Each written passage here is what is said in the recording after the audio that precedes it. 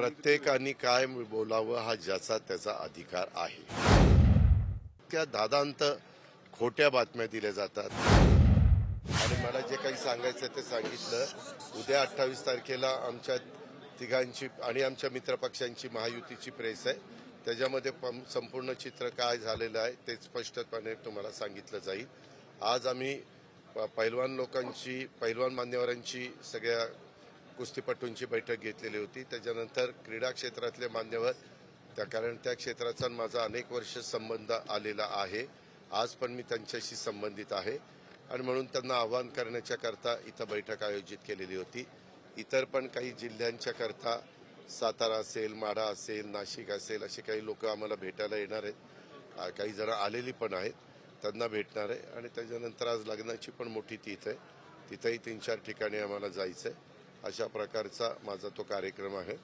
आम्ही महायुतीचे जास्तीत जास्त उमेदवार हे महाराष्ट्रातनं कसे निवडून जातील याकरता आम्ही आमच्या परीने आखणी करतोय, आमच्या पद्धतीनं नियोजन करतोय, आमच्या पद्धतीनं कार्यकर्त्यांना आणि मतदारांना आव्हान करतो. माढा आज 3 बैठक आहेत. माढाचं क्लिअर आहे, समजा साताऱ्याचं वेगळे व्हर्जन्स येत आहेत.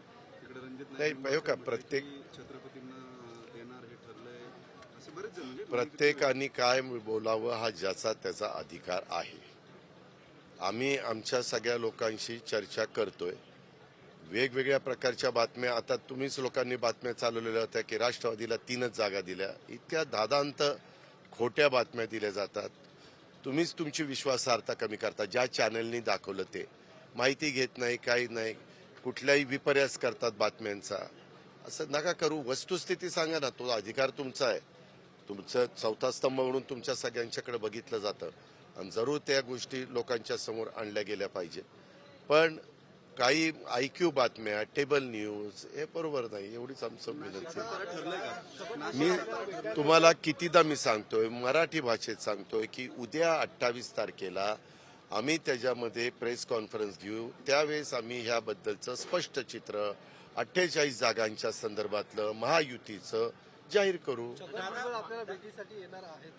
नाही हे का आमच्या अनेक मान्यवर आम्ही एकमेकाला भेटत असतो. काल देखील सुनील तटकरे, दिलीप वळसे पाटील, मी, बाकीचे सगळे आमचे आमदार, बाकीचे सगळे आमचे मंत्री हे काल भेटून गेले.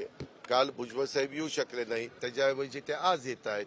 काल बाकीचे सगळे होते परंतु त्यांना काही काम होतं त्याच्यामुळे काल त्यांना येता आलं नाही. परवा दिवशी ते थोडेसे आजारी होते पण काल त्यांनी निरोप पाठवला. मी कालच्या ऐवजी आज येतो. आता आज येणार तर आम्ही भेटणार. प्रकाश आंबेडकरांनी आज त्यांची भूमिका जाहीर केलेली आहे. एकनाथ चलोरेची भूमिका घेतलेली आहे. बारामतीमध्ये सुद्धा उमेदवार उभा करू गरज पडल्यास असं. प्रकाश आंबेडकर हे वंचित आघाडीचे एक प्रमुख नेते आहेत. त्यांची आज निश्चितपणे महाराष्ट्रामध्ये ताकद आहे. आपण मागच्या वेळेस बघितलेलं आहे की त्यांनी उमेदवार उभे केल्यानंतर अनेक उमेदवार हे त्यावेळेसचे महाविकास आघाडीचे पराभूत झाले.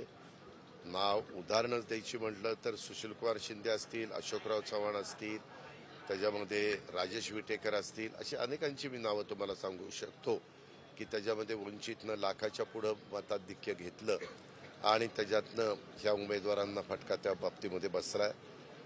प्रकाश आंबेडकर साहेबांची महाविकास आघाडीबरोबर चर्चा चाललेली आहे. आम्ही तुमच्याच वेगवेगळ्या चॅनलला पाहत होतो आणि त्याच्यातून त्यांचे पण प्रेस कॉन्फरन्स व्हायची ती पण आम्ही ऐकत होतो. शेवटी त्यांनी कुणाबरोबर जावं, त्यांनी काय निर्णय घ्यावा, संविधानाने घटनेचे शिल्पकार डॉक्टर बाबासाहेब आंबेडकरांनी हा ज्याला त्याला दिलेला आहे. त्यांनी त्यांचा निर्णय ते घेतात. तशा पद्धतीनं निर्णय काय घेतला हे आत्तापर्यंत मला माहीत नाही कारण मी सकाळी 6:30लाच बाहेर पडलो. पण शेवटी तो त्यांचा अधिकार आहे. माढाची बैठक आहे म्हणून अपडेट धैर्यशील मोहिते पाटलांना भेटायला अमोल कोल्हे गेले. त्यांच्या कार्यकर्त्यांनी काल रात्रीपासून तुतारीचे स्टेटस वगैरे ठेवले. ते लढतील शरद पवारांकडून. त्यांनी कुणी काय लढावं उद्याच्याला कुणाला तुम्हालाही लढायचं असेल तर तुम्ही पण लढू शकता. हा ज्याचा त्याचा अधिकार आहे. मला दुसऱ्या पक्षाच्या संदर्भातले प्रश्न का विचारता तुम्ही मला माहित नाही. मी माझ्या पक्षाच्या संदर्भातलं उत्तर देऊ शकतो परंतु इतर पक्षाच्या नेतृत्वानी इतर पक्षाच्या उमेदवार हो पाहणाऱ्यांनी काय करावं हा त्याचा त्याचा अधिकार आहे. मला त्याच्याबद्दल काही त्याच्याबद्दल कॉमेंट्स करण्याचा राईट पण नाहीये. हा माढ्यामध्ये आपल्या लोकांमध्ये जी आता रामराजे असतील किंवा अन्य सहकारी आहेत त्यांची जी नाराजी उमेदवारी आमची चर्चा चाललेली आहे.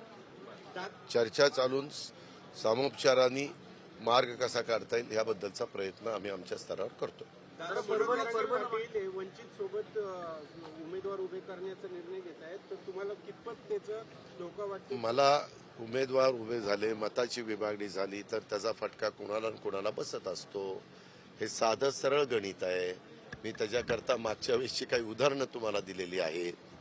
पण लोकशाहीमध्ये प्रत्येकाला आपली उमेदवार उभं करण्याचा अधिकार तोही तितकाच महत्वाचा आहे.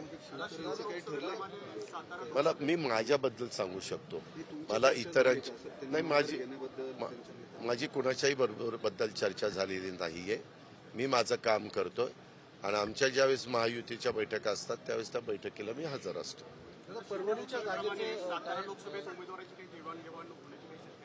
अजून काही उद्या 28 तारखेला त्याबद्दल अतिशय स्वच्छपणे तुम्हाला कळ काढा. जरा 24 तास सगळं सांगेल उद्या. नाही उद्या तुम्ही जर बाहेर पडला आणि तुमच्या कार्यकर्त्यांनी स्वागत केलं तर त्याला आम्हाला वाईट वाटायचं काय कारण आहे? तो ज्या त्यांच्या कार्यकर्त्यांचा त्यांच्या सहकाऱ्यांचा तो अधिकार आहे. असं अनेकांचं अनेक ठिकाणी जात असताना स्वागत होत असतं. धन्यवाद. देश विदेशातील प्रत्येक घडामोडींचे लाईव्ह अपडेट मिळवण्यासाठी आता साम टीव्हीच्या सर्व सोशल मीडिया प्लॅटफॉर्मला लाईक, फॉलो आणि सबस्क्राईब करा. तसंच सर्व नोटिफिकेशनसाठी बेल आयकॉन प्रेस करायला विसरू नका.